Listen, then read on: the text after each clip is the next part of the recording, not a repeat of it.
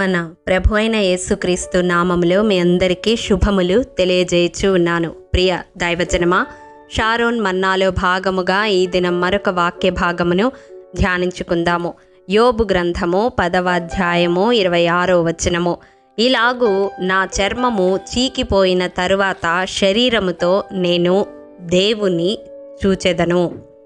ప్రియ దైవజనమా, ఈ వాక్య భాగం మనం గమనించినట్లయితే యోబు ఎంత ధైర్యముగా, ఎంత కాన్ఫిడెంట్గా ఈ మాట చెప్తూ ఉన్నాడో కదా.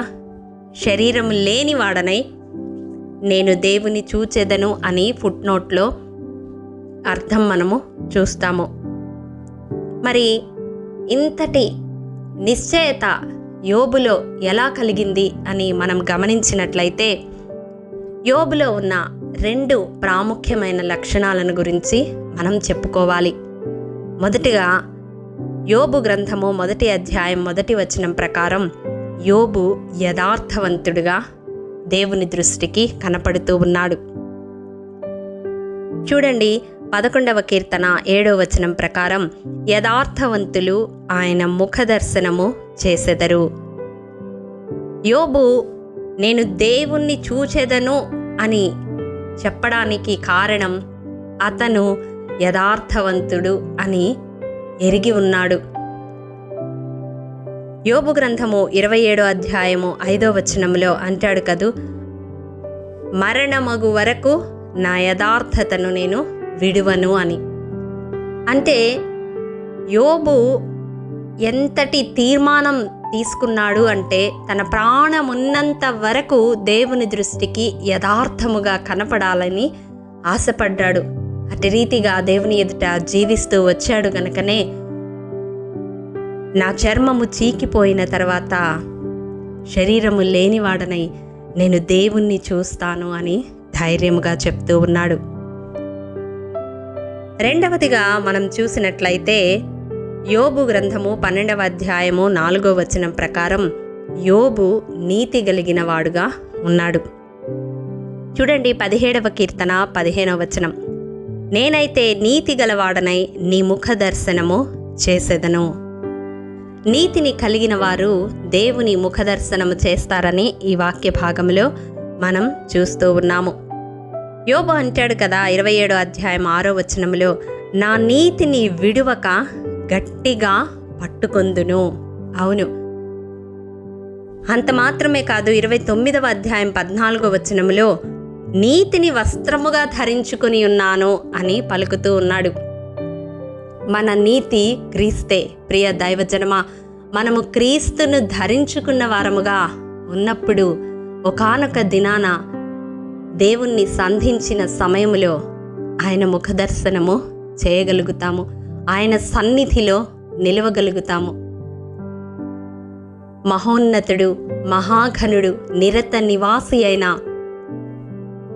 ఆ దేవుని ముందు సమీపింపరాని తేజస్సులో వసించు అమరత్వము కలిగిన దేవుని ముందు నిలబడాలంటే మన వలన కాదు. ప్రియ సహోదరుడా, సహోదరి, మనము క్రీస్తుని ధరించుకున్న వారమై క్రీస్తు పోలికలోనికి రూపాంతరపరచబడితే ఆయన మహిమ ఎదుట నిలవగలుగుతాము. మరి ఈ దినం ఈ వాక్యము ద్వారా దేవుడు యోబు జీవితాన్ని మన ముందుకు తీసుకొని వచ్చి ఉన్నాడు. యోబు అయితే చెప్తూ ఉన్నాడు, నేను శరీరము లేనివాడనై దేవుణ్ణి చూస్తాను అని. ఆ నిశ్చయత ఈ దినం నీలో నాలో ఉన్నదా? యోబు వలె యథార్థత కలిగి, నీతిని కలిగి దేవుని ఎదుట జీవిస్తూ ఉన్నామా, లేక జీవించుచున్నాము అని భ్రమలో బ్రతుకుతూ ఉన్నామా? ఒకసారి ఈ వాక్యపు వెలుగులో మన ఆత్మీయ జీవితాలను పరిశీలించుకొని సరిచేసుకుందాము. దేవుని ఎదుట యథార్థపరులుగా, నీతిమంతులముగా మనముండులాగున ఆత్మదేవుడు మనలో కార్యము చేయాలని విజ్ఞాపన చేద్దాము.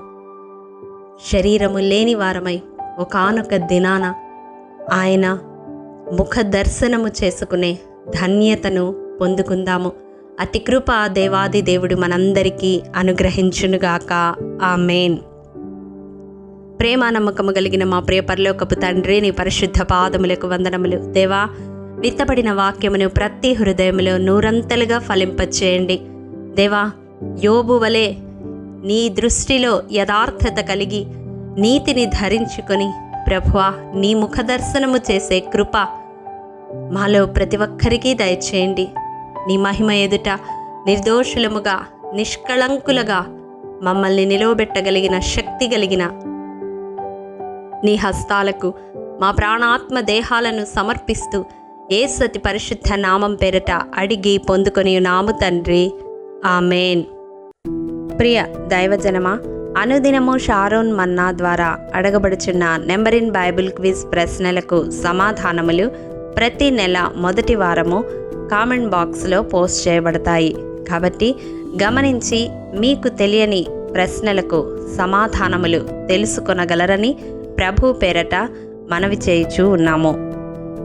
ప్రియ దైవజనమా, ఈ దినం నెంబర్ ఇన్ బైబిల్ క్విజ్ ప్రశ్న: ఏ రాజు ఏలుబడి యందు 35వ సంవత్సరము వరకు యుద్ధములు జరగలేదు?